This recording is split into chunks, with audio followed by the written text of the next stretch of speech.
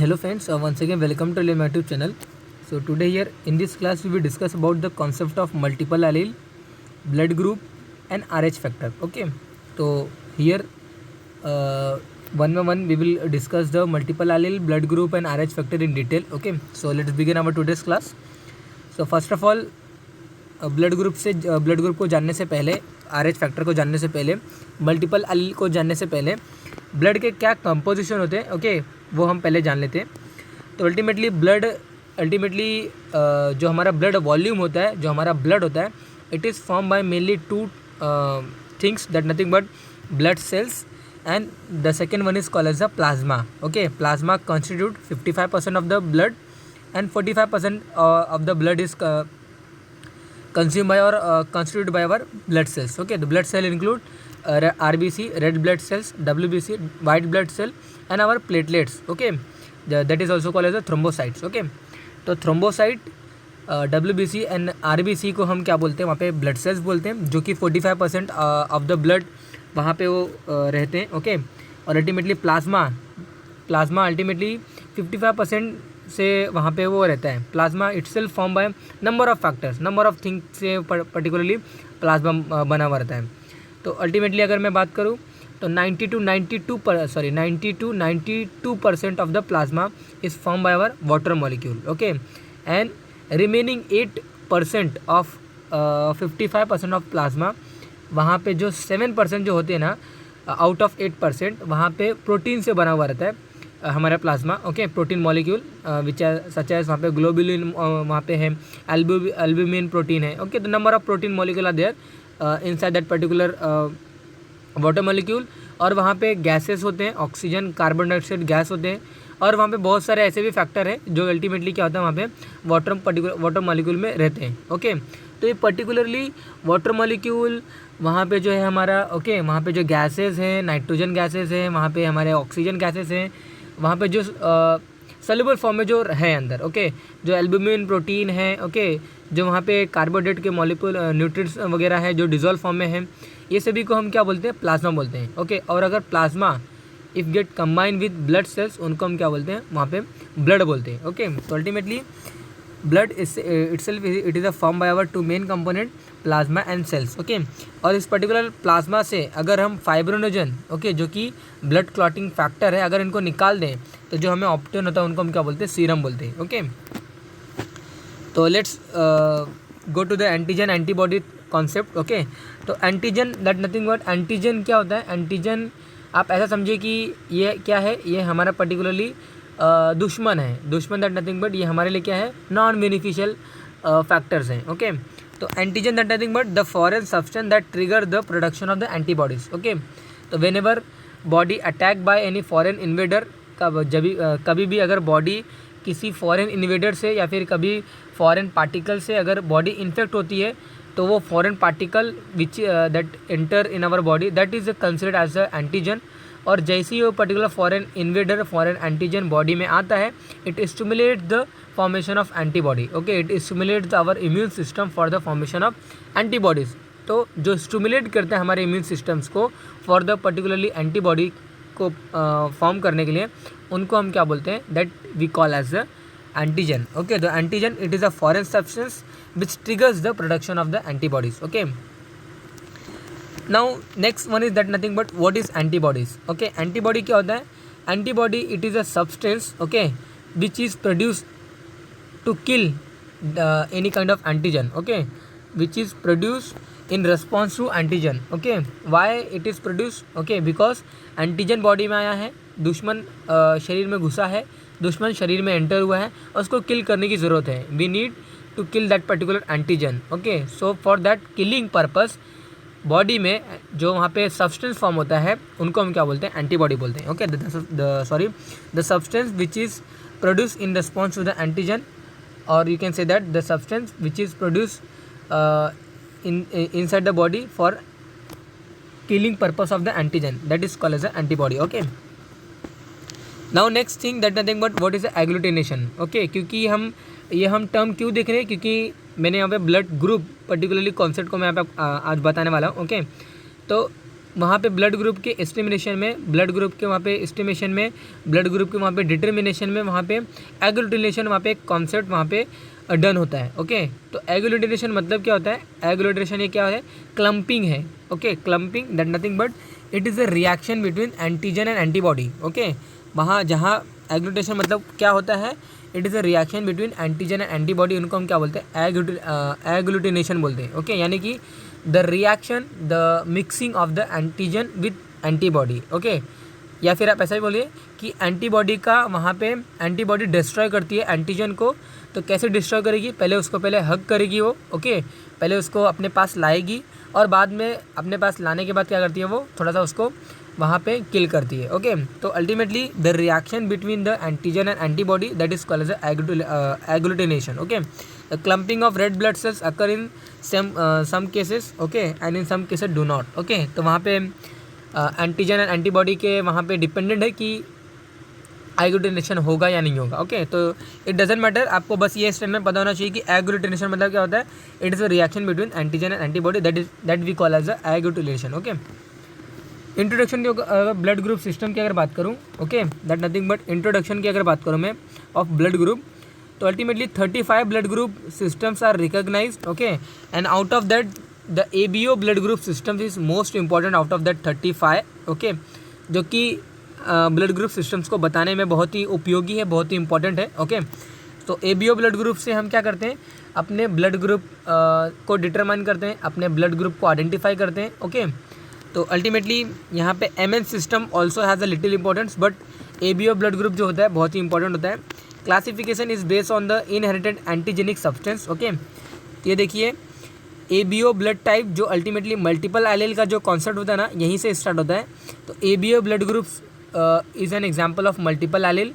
Okay, तो multiple allele is nothing but वहाँ पे जो जीन होते हैं ना, ओके, यहाँ पे जो ABO ब्लड ग्रुप यानी जो blood group A, blood group B, blood group AB, blood group O, जो यहाँ पे 4 काइंड ऑफ जो ब्लड ग्रुप आने वाले हैं। ओके, तो A, B, AB और O जो 4 काइंड के जो ब्लड ग्रुप आने वाले हैं यहाँ पे हमारे शरीर में जो भी रहते हैं। Okay, out of any one, okay, out of that particular 4 any one जो भी हमारे ब्लड में रहते हैं। ओके, तो अल्टीमेटली वो ब्लड ग्रुप कैसे वहाँ पे रहते हैं, यहाँ पे बताया गया कि क्रोमोसोम जो होता है ना, क्रोमोसोम नंबर 9 पे, ओके, क्रोमोसोम जो 9 होता है, क्रोमोसोम 9 नंबर का जो क्रोमोसोम होता है, आप जानते हो कि हमारे बॉडी में जो सोमैटिक जो क्रोमोसोम होते हैं वो पेयर में होते हैं। ओके, तो 9 क्रोमोसोम वहाँ पे जो हमारा रहता है, वहाँ पे क्या होता है? जीन लोकेटेड होते हैं। ओके, आप जानते हो कि क्रोमोसोम पे वहाँ पे multiple genes are located. Okay, alleles are located. तो अल्टीमेटली वहाँ पे जो जीन लोकेटेड होते हैं, ओके, तो वहाँ पे ऐसा बोला गया है 3 फॉर्म ऑफ एलील रहते हैं, IA यानी IB, और हमारा जो थर्ड वन रहता है that nothing but I। Okay, आप ये देख ही सकते हो, IA, IB और I, ये 3 फॉर्म के वहाँ पे जीन रहते हैं। ओके, अभी इसके ऊपर डिपेंडेंट है कि कौन सा जीन हमें मिला है, उसके ऊपर डिपेंडेंट होगा कि हमारा कौन सा ब्लड ग्रुप होगा। ओके, क्योंकि ब्लड जो क्रोमोसोम नंबर 9 है ना, ये क्रोमोसोम 9 नंबर दो मतलब जो क्रोमोसोम होते हैं पेयर में होते हैं, आप जानते हो। ओके, तो अल्टीमेटली पेयर में होने के यहाँ पे क्या उद्देश्य, क्या यहाँ पे एम है? पेयर में मतलब इसका यही एम है कि अगर 9 नंबर के क्रोमोसोम में अगर सपोज आपको IA एक वहाँ पे एक जीन है और 9 नंबर के सेकेंड क्रोमोसोम के इफ सेम पर्सन को, पहले वाले पर्सन को वहाँ पे IA है और सेम पर्सन के अगर दूसरे 9 क्रोमोसोम पे अगर सपोज IB है, ओके, तो पर्सन का जो ब्लड ग्रुप होगा that will B AB blood group. Okay, क्योंकि दोनों एंटीजन वाले जो वहाँ पे एंटीजन कॉन्सेप्ट आप यहाँ पे आप याद मत रखिए, एंटीबॉडी यहाँ पे आप याद मत रखिए, आप बस इतना याद रखिए कि ये 2 फैक्टर है। ओके, ये 3 फैक्टर है जो कि इन 3 फैक्टर में से कोई 2 फैक्टर हमें रिसीव होती है। Okay, by our parents. Okay, जो भी वहाँ पे वो कैरी करते हैं 1 जनरेशन टू नेक्स्ट जनरेशन, वहाँ पे हमें मिलता रहता है। ओके, तो जो हमें मिलेगा, ओके, दो फैक्टर हमें मिलेगा, उसके ऊपर डिपेंडेंट है कि हमारा ब्लड ग्रुप क्या होगा। ओके, तो अल्टीमेटली 9 नंबर का क्रोमोसोम 2 रहेगा। अगर एक 9 नंबर के क्रोमोसोम से अगर मुझे फैक्टर IA मिलता है और दूसरे 9 नंबर के क्रोमोसोम से अगर मुझे फैक्टर IB मिलता है, तो मेरा blood group will B AB। Okay, दूसरा एग्जांपल देखते हैं। अगर 9 नंबर के क्रोमोसोम पे सपोज अगर फैक्टर IA होता है और दूसरे नंबर जो हमारा सेकंड वाला जो 9 क्रोमोसोम है, ओके, अगर वहाँ पे ये वाला थर्ड फैक्टर अगर होता है तो my blood group will B A, okay. तो अल्टीमेटली यहाँ पे इसके बताने का मतलब क्या हुआ, तो ब्लड ग्रुप को डिटरमाइन करने के लिए यहाँ पे जो 3 फैक्टर है ना, यही रिस्पॉन्सिबल होते हैं। अभी यहाँ पे IA और IO, यहाँ पे जो ब्लड ग्रुप मैंने यहाँ पे I एक फैक्टर आया और ये स्मॉल I वाला एक फैक्टर आया, ओके। तो यहाँ पे डोमिनेंट और रिसेसिव का यहाँ पे वहाँ पे क्राइटेरिया चलता है, okay. That nothing but dominant कौन सा करेगा, डोमिनेंट एंटीजन वाला पार्ट करता है, इसीलिए ब्लड ग्रुप वहाँ पे A रहता है, ओके। तो इसी पर्टिकुलर फैक्टर के वजह से हमें वैरायटी ऑफ ब्लड ग्रुप यानी कि 4 काइंड ऑफ जो वैरायटी ऑफ ब्लड ग्रुप है वो वहाँ पे अलग अलग रहते हैं, ओके। तो आई होप आपको क्लियर हुआ रहेगा। कोई डाउट वगैरह है तो आप कमेंट बॉक्स में पूछिए, मैं आपको definitely I will reply that particular question, okay. This determine 4 type of blood group, मैंने आपको बताया A, B, AB और O, ओके। भले अगर किसी पर्सन को थर्ड फैक्टर आता है, थर्ड फैक्टर ये रिसेसिव कैरेक्टर डिनोट करता है, ये रिसेसिव है, ये डोमिनेंट नहीं है, ओके। डोमिनेंट हमारा ये दोनों रहेगा, ओके। तो अगर किसी पर्सन को IA IB आता है तो ब्लड ग्रुप AB होगा। अगर किसी पर्सन को IA IA आता है तो पर्सन का ब्लड ग्रुप A होगा। अगर किसी पर्सन को IA और स्मॉल I होता है तब भी वहाँ पे पर्सन का वहाँ पे क्या होगा, वहाँ पे A ब्लड ग्रुप ही रहेगा, ओके। देन अगर किसी पर्सन को IB I आता है तो वहाँ पे भी पर्सन का जो ब्लड ग्रुप होगा B वहाँ पे रहेगा, ओके। पॉजिटिव B पॉजिटिव क्या है, A पॉजिटिव क्या है, ये हम देखेंगे। आप बस इतना याद रखिए, इतना पता करिए अभी कि ब्लड ग्रुप कैसे वहाँ पे डिटरमाइन हुआ, ओके। तो ABO ब्लड ग्रुप टाइप्स की अगर बात करें तो ये देखिए जो मैंने आपको बताया अभी जस्ट यहाँ पे have a look of that. If A antigen is present blood group will B A, if B antigen is present blood group will B B, if both antigen present blood group will B AB, if neither A और neither B, okay. अगर suppose किसी person को यही factor 2 बार repeat होता है तो वहाँ पे ब्लड ग्रुप जो होगा हमारा वो होगा, ओके। तो रिसेसिव कैरेक्टर को वहाँ पे किसी भी, आप जानते हो, आपने वहाँ पे पीस का एग्जांपल देखा है, ओके। यानी कि आपने 12th स्टैंडर्ड में पीस का एग्जांपल देखा, तो वहाँ पे डोमिनेंट कैरेक्टर जो होते हैं ना वही डोमिनेंट होते हैं और वही अपने कैरेक्टर को एक्सप्रेस करते हैं। तो ये रिसेसिव पर्टिकुलर ये जीन जो है स्मॉल I वाला जो जीन है ये रिसेसिव है। ये अपना कैरेक्टर, ये अपना जो वहाँ पे जो इसको शो करना है ये जब दिखाएगा जब इसके पास सेम जीन 2 नंबर के रहेंगे, ओके। जब वहाँ पे कोई डोमिनेंट कैरेक्टर नहीं, डोमिनेंट जीन नहीं होगा, ओके। तो अगर किसी पर्सन को I वाला जो ये जीन है अगर दोनों यानी कि दोनों क्रोमोसोम पे अगर सेम ये फैक्टर मिलते हैं तो blood group will be O, okay. तो ये देखिए इफ़ नाइदर A और B antigen if neither A और nor B antigen then blood group will be O, okay. तो ABO ब्लड ग्रुप से यहाँ पे 4 प्रकार के हमें वहाँ पे ब्लड ग्रुप मिलते हैं, ओके। तो जो एंटीजन होते हैं वो RBC के सरफेस के ऊपर रहते हैं, ओके। और जो एंटीबॉडी होता है वो अल्टीमेटली हमारे प्लाज्मा में होता है, ओके। तो एंटीबॉडी अगेंस्ट ABO एंटीजन की अगर बात करें, ओके, तो ये देखिए यहाँ पे क्या बताया गया, the immune system form antibodies against which ever ABO blood group antigen are present, okay. तो ये ABO ब्लड ग्रुप के ऊपर डिपेंडेंट है, ओके, कि हमारे पास क्या ब्लड ग्रुप है, ओके। उसके ऊपर डिपेंड है कि हमारे पास कौन सी एंटीबॉडी होगी। फॉर एग्जांपल अगर किसी पर्सन के पास ब्लड ग्रुप A है तो उसका एंटीबॉडी B होगा, ओके। वही यहाँ पे लिखा गया the immune system form antibody against which ever ABO blood group antigens are present, okay. तो बॉडी के पास जो एंटीजन है उसके अगेंस्ट में ब्लड वहाँ पे बॉडी वहाँ पे कोई एंटीबॉडी नहीं फॉर्म करेगी, ओके। दूसरे एंटीजन अगर बॉडी में अगर आता है उसके अगेंस्ट एंटीबॉडी ऑलरेडी हमारे बॉडी में प्रिपेयर्ड रहता है, ओके, कि वहाँ पे वो अटैक ना कर सके वो एंटीजन, ओके। तो ड्यूरिंग द ट्रांसफ्यूजन जब वहाँ पे ब्लड वहाँ पे हम किसी पर्सन को डोनेट करते हैं, ओके, तो वहाँ पे होता है कि एक जो ब्लड होता है ना ब्लड के, अगर वहाँ पे हमने ब्लड को लिया, ओके, तो हम ब्लड के सेल्स को डायरेक्टली RBC तो हम निकाल के लेते नहीं हैं, हम पूरे ब्लड को ट्रांसफ्यूज़ करते हैं, ओके। हम पूरे ब्लड को क्या करते हैं वहाँ पे डोनेट करते हैं, ओके। तो डोनेट वहाँ पे करते समय वहाँ पे जो ब्लड ग्रुप होता है ना, ओके, तो अल्टीमेटली वहाँ पे जो RBC है, RBC जो ब्लड के थ्रू जा रहा है, ओके, उस पर्टिकुलरली RBC के ऊपर क्या है, एंटीजन है। अगर हमने किसी रेसिपिएंट को जो ब्लड डोनर किसी रेसिपिएंट को जो दे रहा है, ओके, तो अल्टीमेटली अगर वो पर्टिकुलर जो काइंड ऑफ जो ब्लड ग्रुप होगा, ओके, जो भी एंटीजन आरबीसी के ऊपर रिसाइड है, जो भी है, अगर रेसिपिएंट के ब्लड ग्रुप में जाता है और वहाँ पे अगर सपोज उसके अगेंस्ट का कोई एंटीबॉडी है, तो उसके बीच में एग्लूटिनेशन होता है, उसके बीच में रिएक्शन होता है, ओके, और वहाँ पे क्या होता है, आरबीसी डिस्ट्रॉय हो जाता है, ओके, आरबीसी को वहाँ पे डिस्ट्रक्शन होता है, आरबीसी वहाँ पे लॉस हो जाती है, और वहाँ पे अल्टीमेटली जॉन्टिस की एक प्रॉब्लम वहाँ पे अराइज होता है, ओके। तो यही इसकी नेसेसरी होती है, यही इसकी क्लिनिकल सिग्निफिकेंस है कि ultimately during the transfusion, during the any surgical process, we need और we should know the person's blood group, okay, क्योंकि जो ब्लड ग्रुप का जो एंटीजन है, ओके, वो एंटीजन हमारे ब्लड ग्रुप में नहीं आना चाहिए, अदरवाइज़ उसके अगेंस्ट हमारे ब्लड में एंटीबॉडी रखा हुआ है और वहाँ पे एंटीबॉडी रिएक्शन होता है, एंटीजन एंटीबॉडी रिएक्शन होता है, वहाँ पे आरबीसी डिस्ट्रक्ट होते हैं, आरबीसी लॉस होते हैं, और वहाँ पे अल्टीमेटली इन लेटर देयर में भी जॉन्टिस की समस्या हो सकती है, ओके। तो that's why we should take always care of that particular things, okay. Biochemical basis of the ABO blood group system की अगर बात करूँ मैं, दैट नथिंग बट यहाँ पे ए और बी एंटीजन को वहाँ पे जैसे उन्होंने बताया है कि ए एंटीजन जो होता है ना, उसके पास एक शुगर मॉलिक्यूल अटैच होता है, ओके।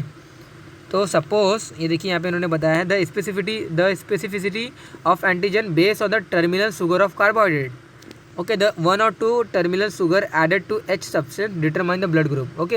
यानी कि अगर कोई सब्सटेंस है, ओके, अगर कोई सब्सटेंस है और उस पर्टिकुलर सब्सटेंस के ऊपर कोई एक मॉलिक्यूल अगर कार्बोहाइड्रेट का हो गया है, ओके, तो जैसे वो बोल रहे कि ये क्या है, ए एंटीजन है। अगर कोई सब्सटेंस है, सेम सब्सटेंस है, अगर उसके पास 2 कार्बोहाइड्रेट का मॉलिक्यूल अगर चला गया है, अगर अटैच्ड है, तो उसको हम क्या बोलेंगे, बी एंटीजन बोलेंगे, ओके। तो जस्ट वो बायोकेमिकल बेसिस के ऊपर वो एबीओ ब्लड ग्रुप को बता रहे हैं, ओके। तो ए और B antigen are carbohydrate group bound to the lipid molecule, okay. तो ultimately specificity of antigen based on the terminal sugar of carbohydrate, okay. तो अगर एक मॉलिक्यूल शुगर किसी एच सब्सटेंस को अटैच होता है, तो ब्लड जो एंटीजन होगा वो हमारा ए एंटीजन होगा। अगर 2 terminal sugar added to H substance, तो that will be B antigen, okay. तो that is for knowledge point of view, आपको जो इंपॉर्टेंट है वो पता होना चाहिए। यूनिवर्सल जो डोनर होते हैं ना, वो ए ओ निगेटिव ब्लड ग्रुप वाले होते हैं, और यूनिवर्सल जो एक्सेप्टर होते हैं वो ए बी पॉजिटिव वाले होते हैं, ओके। इसका रीज़न अगर मैं आपको बताऊँ, तो अल्टीमेटली बिफोर दैट ये हमें कॉन्सेप्ट पता हो जाना चाहिए कि आरएच का कॉन्सेप्ट क्या होता है। आरएच मतलब क्या होता है, रिसस मंकी, ओके। आरएच मतलब एक एक्स्ट्रा एंटीजन किसी पर्सन में पाया जाता है, उनको हम क्या बोलते हैं, आरएच फैक्टर बोलते हैं, ओके। तो अल्टीमेटली वो कौन सा एंटीजन है, वो डी एंटीजन होता है, ओके। तो डी एंटीजन अगर सपोज़ किसी पर्सन का ब्लड ग्रुप ए पॉजिटिव है, ओके, अगर सपोज़ किसी पर्सन का ब्लड ग्रुप ए पॉजिटिव है, यानी कि उसके पास along with A antigen person has D antigen also, okay। once again I am repeating the same thing। अगर किसी पर्सन का B एंटीजन है, नॉट अभी मैं B एंटीजन लेता हूँ, अगर किसी पर्सन का B एंटीजन है और उसके साथ साथ if person has D antigen also, तो पर्सन का जो ब्लड ग्रुप होगा B positive, the person's blood group will B B positive, okay. तो दैट इज़ नथिंग बट यहाँ पे आपको पता होना चाहिए कि RH पॉजिटिव अगर होता है तो RH एंटीजन आरबीसी के ऊपर है, अगर RH निगेटिव है तो RH एंटीजन सरफेस के यानी कि आरबीसी के सरफेस के ऊपर नहीं है, ओके। तो यूनिवर्सल डोनर भी इसी की तरह बना हुआ कि O निगेटिव मतलब क्या होता है कि जो RH एंटीजन है, जो D एंटीजन है, वो जैसे कि O में आप जानते हो कि ना तो A है ना तो B एंटीजन है, ओके।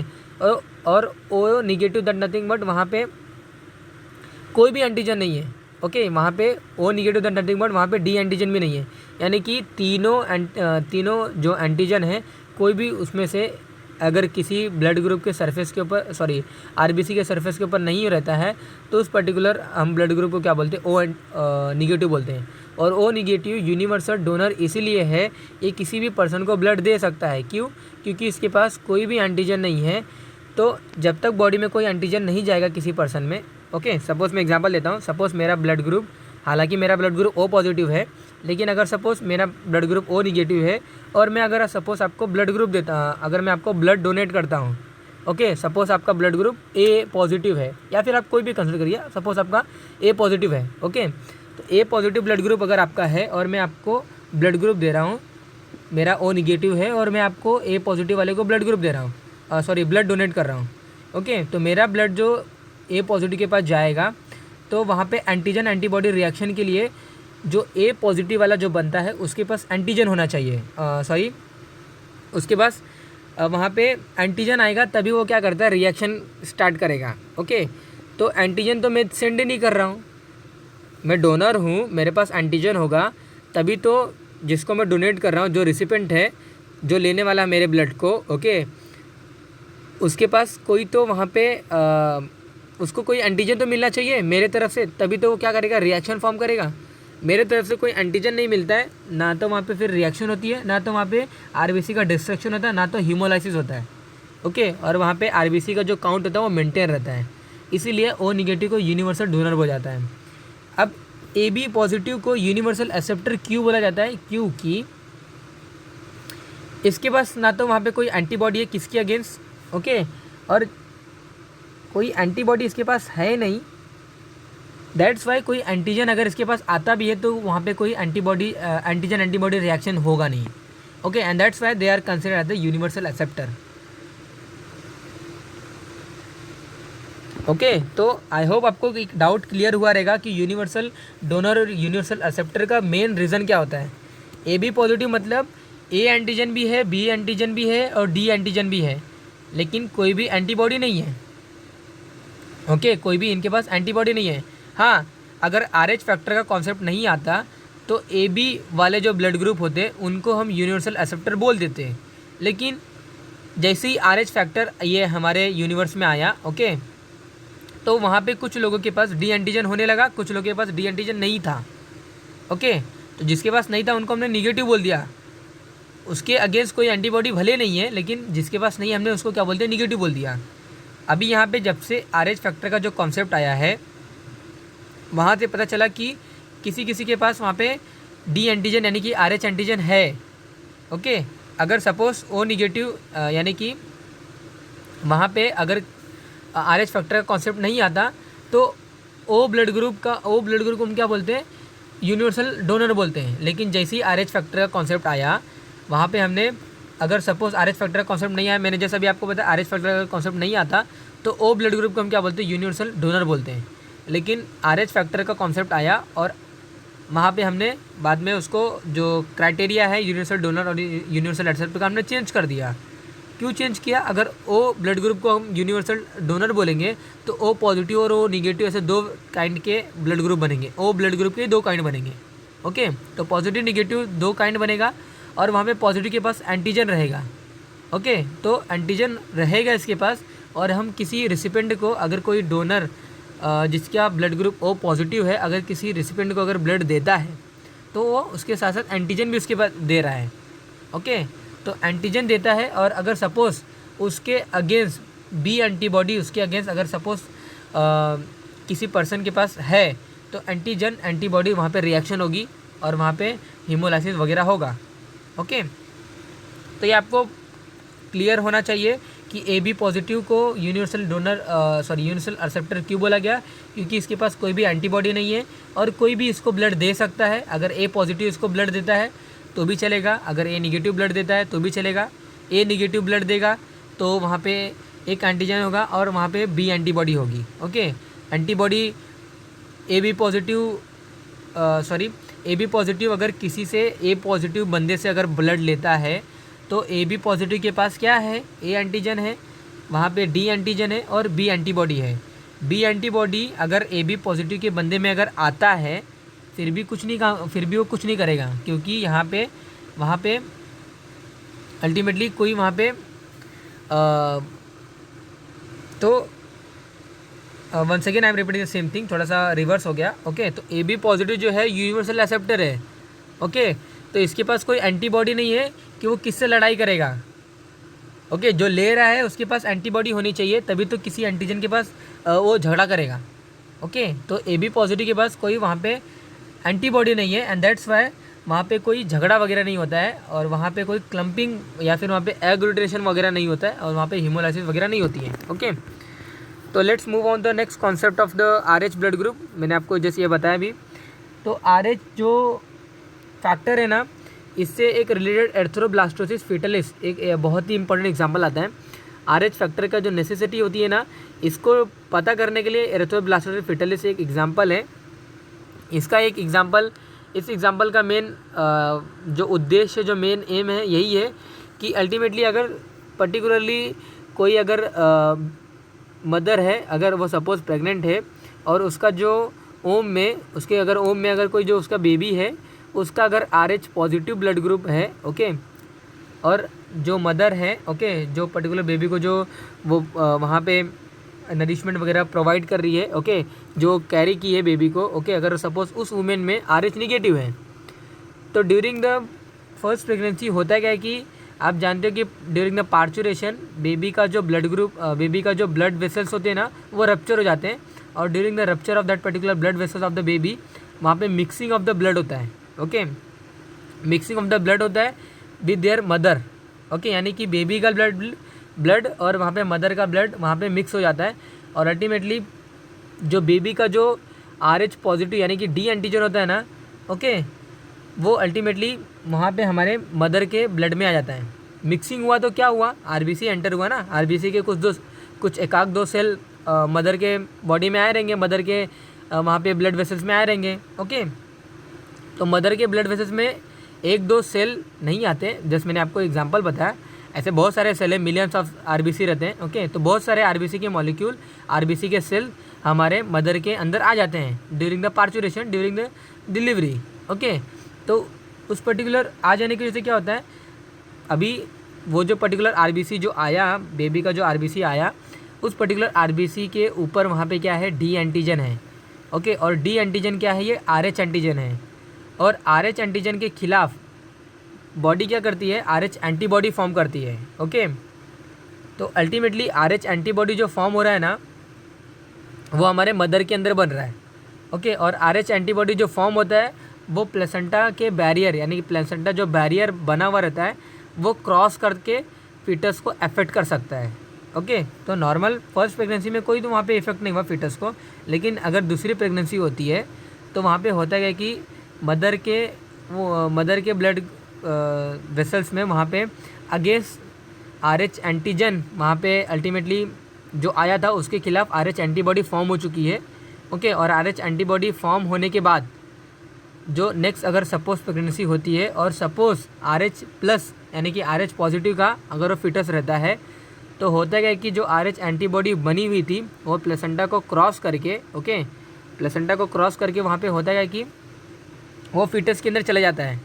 ओके, फिटस के ब्लड वेसल्स में आ जाता है और वहाँ पे वो क्या करते हैं, उस RBC एंटीजन और उस RH एंटीजन और वहाँ पे जो एंटीबॉडी मदर के द्वारा आ रहा है, ओके, मदर के प्लेसेंटा को क्रॉस करके जो फिटस के वहाँ पे ब्लड में आ रहा है, ओके, उसके अमंग वहाँ पे रिएक्शन होता है। ओके, और उसकी वजह से क्या होता है, वहाँ पे RBC डिस्टर्ब होती है, हीमोलाइसिस होता है और मिस कैरेज भी हो सकता है उसकी वजह से।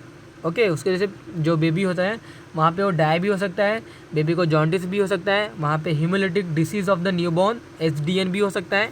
ओके, इसी को हम क्या बोलते हैं, एर्थ्रोब्लास्टोसिस फीटलिस बोलते हैं। ओके, तो if mother has a RH negative and fetus has RH positive, mother develop RH antibody against the fetus RH positive, this antibody will react with subsequent with RH positive fetus, okay, leads to the bursting of the RBCs। Okay, तो ये देखिए जैसे ये diagram बनाया है, तो during the second pregnancy जो RH जो वहाँ पे एंटीबॉडी होता है वो प्लेसेंटा को क्रॉस करके फीटस में आता है और वहाँ पे ये देखिए हीमोलाइसिस होता है। ओके, RBC को डिस्ट्रक्शन होता है और वहाँ पे ultimately haemolytic disease of the newborn वहाँ पे हो सकता है। Okay, so that is regarding for our erythroblastosis fetalis. Okay, treatment अगर बात करें कि एर्थ्रोब्लास्टोसिस फीटलिस को अगर ट्रीट करना चाहेंगे तो steps are taking to prevent antibody against the fetus antigen.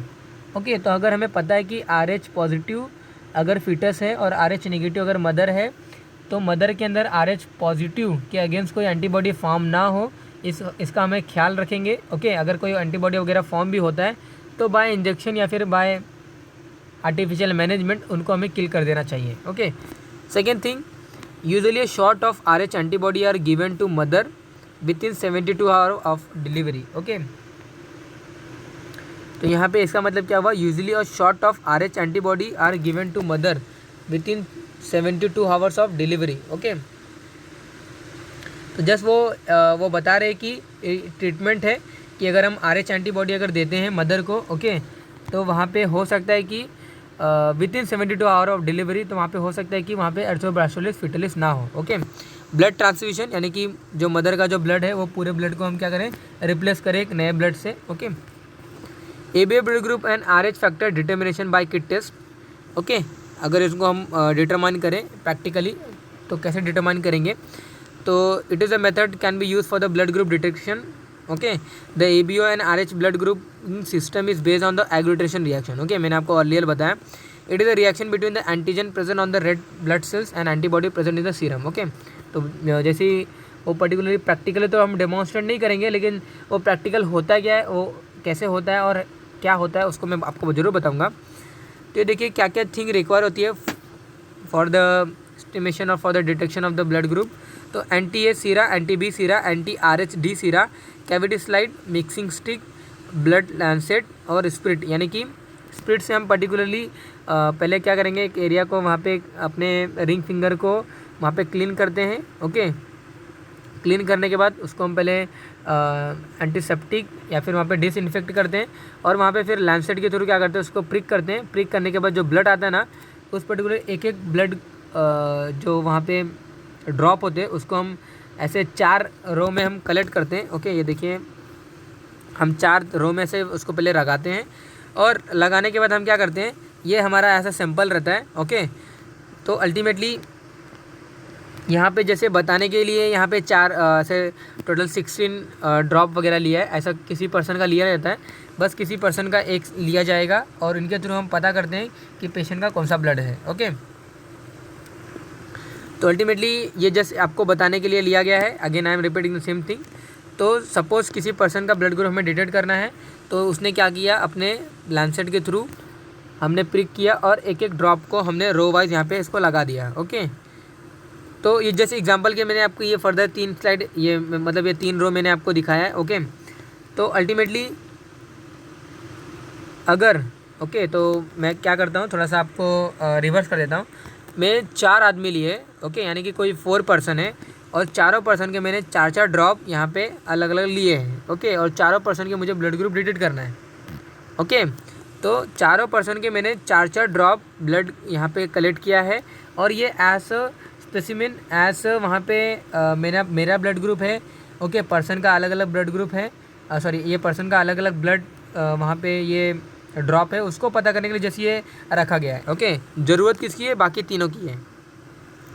तो 4 पर्सन थे जिसका नाम A, B और AB और O वाले हैं। ओके, तो सपोज़ अगर वहाँ पे हम क्या करते हैं, ऐसे 3 ड्रॉप लेते हैं, सबके 3-3 ड्रॉप हमने लिया। ओके, 3-3 ड्रॉप में हम क्या करते हैं, फर्स्ट ड्रॉप में एंटी-A सिरा डालेंगे एंड सेकंड में एंटी-B सिरा डालेंगे और थर्ड में एंटी-D सिरा डालेंगे। ओके, फर्स्ट में एंटी-A सिरा जो हमने जिसमें डाला ना, ओके, तो एंटी-A सिरा मतलब क्या है, एंटीबॉडी है। ओके, तो हम आर्टिफिशियली एंटीबॉडी डाल रहे हैं। ओके, और जो हमारा ब्लड हमारा जो हमने यहाँ पे जो ब्लड का जो ड्रॉप रखा है, ओके, इस पर्टिकुलर ड्रॉप में क्या है, RBC होंगे। RBC के ऊपर क्या है, एंटीजन है। ओके, तो हम एंटी-A सिरा अगर मैं डालता हूँ ऊपर से और ब्लड के ऊपर सपोज़ अगर वहाँ पे A एंटीजन अगर RBC के सरफेस के ऊपर रहता है तो होगा क्या, एंटी-A सिरा डाला हमने। ओके, यानी कि एंटीबॉडी A डाला मैंने, तो एंटीबॉडी A और एंटीजन A के बीच में वहाँ पे क्या होता है, रिएक्शन होता है। ओके, और उस रिएक्शन की बात क्या होता है, वहाँ पे ऐसे कुछ एगुलेटेड पार्ट वहाँ पे तैयार होते हैं। ओके, ऐसे कुछ वहाँ पे रफ लाइक स्ट्रक्चर फॉर्म होता है, उनको हम क्या बोलते हैं, एगुलेटिनेशन ऑफ एंटीजन एंड एंटीबॉडी बोलते हैं। ओके, तो अल्टीमेटली हमने सेकंड में क्या डाला, एंटी-B डाला। ओके, लेकिन ये पर्सन के पास सिर्फ एक ही एंटीजन है, पर्सन के पास B एंटीजन नहीं है। ओके, तो वहाँ पे B एंटीजन नहीं है तो B एंटीबॉडी का मतलब क्या, वहाँ पे कोई एग्लूटेशन नहीं होगा, वहाँ पे ऐसे कोई रफ सरफेस या फिर वहाँ पे अब कोई ऐसे रिंग लाइक कुछ ऐसे बनेगा नहीं। ओके, तो यानी कि जैसा ब्लड ग्रुप था, जैसे ब्लड जो हमारा ड्रॉप था वो ऐसे ही रहेगा। ओके, थर्ड में हमने क्या डाला, एंटी डी डाला है। एंटी डी मतलब RH एंटीबॉडी डाला है, और पर्सन के पास सपोज अगर वहाँ पे डी एंटीजन ऑलरेडी उसके ब्लड में रहता है।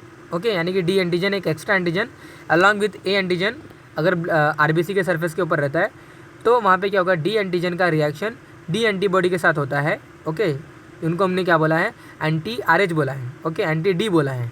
ओके, तो एंटी डी एंटी RH मैंने ऊपर से डाला, और पर्सन का जो ब्लड मैंने वहाँ पे ड्रॉप रखा हुआ है, उस पर्टिकुलर ड्रॉप में डी एंटीजन भी है, तो दोनों के बीच में रिएक्शन होता है और वहाँ पे ऐसे कुछ रिंग वगैरह फॉर्म होती है।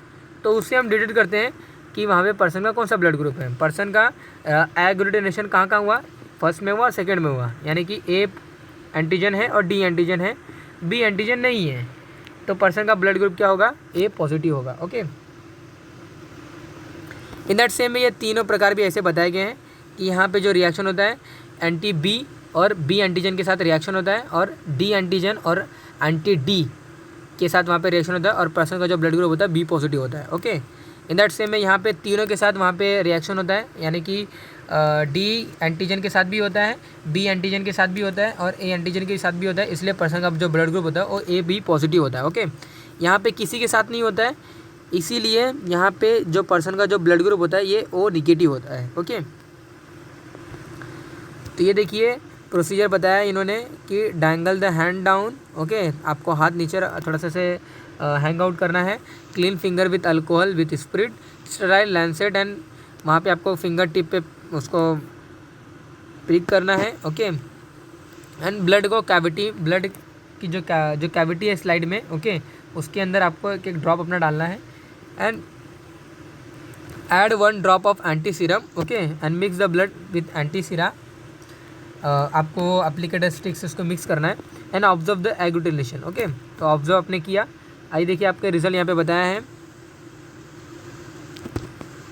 तो हालांकि ये देखिए यहाँ पे कुछ एग्लूटिनेशन वगैरह ऐसा वहाँ पे according to this slide, according to the result interpretation of this particular thing. Okay, यहाँ पे इन्होंने बोला कि ये ओ पॉजिटिव है, यानी कि यहाँ पे रिएक्शन हुआ है। तो ये जस्ट बताने के लिए मैंने आपको वे बताया, अदरवाइज अगर आप प्रैक्टिकली अगर आप उसको परफॉर्म करोगे ना, वहाँ पे क्लियर कट विजिबल होता है। ओके, ये प्रैक्टिकली हमने परफॉर्म किया, बहुत ही ईजी प्रैक्टिकल है ये, फर्स्ट ईयर में हम अपने मेडिकल में परफॉर्म करते हैं, not that much difficult. Okay, तो वहाँ पे क्लियर कट विजिबल होता है कि कौन सा एग्लूटिनेशन है कौन सा नहीं है। ओके, तो जैसे ये डायग्राम में थोड़ा सा बहुत रॉन्ग या राइट वगैरह हो सकता है। ओके, तो फर्स्ट साइड में आपने देखा कि एग्लूटिनेशन कहाँ होता है, एंटी ए के साथ होता है और एंटी RH के साथ होता है, वो हमारा ब्लड ग्रुप क्या हुआ, ए पॉजिटिव होता है। ओके, सेकंड में बी पॉजिटिव है, थर्ड में ए बी पॉजिटिव है, और हमारा फोर्थ क्या है, ओ पॉजिटिव होता है। ओके, इंटरप्रिटेशन की अगर बात करें तो एग्लूटिनेशन ऑब्जर्व, ये जैसे मैंने जो इंटरप्रिटेशन जो मैंने किया, ओके, वो जैसे यहाँ पे लिखा गया है, आप एक बार देख सकते हो वीडियो को पॉज करके। तो अगेन ये उन्होंने बताया कि if no agglutination is observe then blood group will be O. Okay, if agglutination is observe in blood group mix with anti RH। Okay, अगर अगर एंटी ए और एंटी बी के साथ भी रिएक्शन नहीं होता है, ओके, और रिएक्शन अगर डी एंटीजन के साथ एंटी डी के साथ अगर हो जाता है तो blood group will be O positive. लेकिन अगर तीनों एंटीबॉडी के साथ रिएक्शन अगर नहीं होता है विथ आवर ब्लड, ओके, तो वहाँ पे जो पर्सन का जो ब्लड ग्रुप होता है वो क्या होता है, ओ निगेटिव होता है। ओके, तो ये देखिए ये बता रहे हैं कि अगर suppose type A blood donor है, ओके, और जो रिसिपेंट है, ओके, वो टाइप यहाँ पे देखिए बताए type A blood donor, type A blood of donor, okay, यानी कि डोनर और रिसिपेंट जो ब्लड ले रहा है टाइप ए का है। ओके, तो अल्टीमेटली वहाँ पे क्या होता है कि टाइप ए का जो एंटीबॉडी बी है, ओके, वो टाइप ए के वहाँ पे जो ब्लड में भी सेम एंटीबॉडी है उसके बीच में कोई रिएक्शन वगैरह नहीं होती है, क्योंकि हमने यहाँ पे क्या किया, ब्लड ग्रुप के सिस्टम्स को ऑब्जर्व करके हमने ब्लड को डोनेट किया। ओके, एक रिसिपेंट को हमने ब्लड डोनेट किया, टाइप ए रिसिपेंट भी है और टाइप ए डोनर भी है, इसलिए कोई भी वहाँ पे रिएक्शन वगैरह नहीं होती, no agglutination, no reaction, no haemolysis, no dissection of RBC। लेकिन ये देखिए, लेकिन अगर सपोज टाइप बी अगर किसी डोनर का है, ओके, टाइप बी अगर ब्लड ग्रुप किसी डोनर का है और उसको लेने वाला, उसको रिसीव करने वाला अगर सपोज टाइप ए का है, ओके, होता क्या है कि टाइप ए के पास बी एंटीबॉडी है, ओके, बी एंटीबॉडी है, और जो टाइप बी अपना ब्लड दे रहा है टाइप ए को, ये बी एंटीजन दे रहा है, ओके, तो बी एंटीबॉडी बी एंटीजन के साथ रिएक्शन करती है, ओके, और वहाँ पे हीमोलाइसिस यानी कि आरबीसी डिस्ट्रॉय हो जाते हैं, आरबीसी का हीमोलाइसिस होता है, ओके, एंड दैट्स वाई वहाँ पे क्या होता है, आरबीसी की संख्या, आरबीसी की काउंट्स कम होती जाती है, ओके, और अल्टीमेटली वहाँ पे क्या होता है, जॉन्टिस जैसे वहाँ पे प्रॉब्लम क्रिएट हो जाती है, ओके। तो ultimately that is regarding for our today's class. यहाँ पे हमने देखा concept of multiple allele, concept of RH factor, concept of blood group, blood group के किट कैसे रहते हैं, ब्लड ग्रुप डिटरमाइन कैसे करते हैं। हमने यहाँ पे एक बहुत ही इंपॉर्टेंट एग्जांपल देखा, एरिथ्रोब्लास्टोसिस फीटलिस, ओके। तो that is regarding for our today's class. If you have any query regarding this particular video, you can ask me in comment box, okay. So that is regarding for our today's class. Thank you.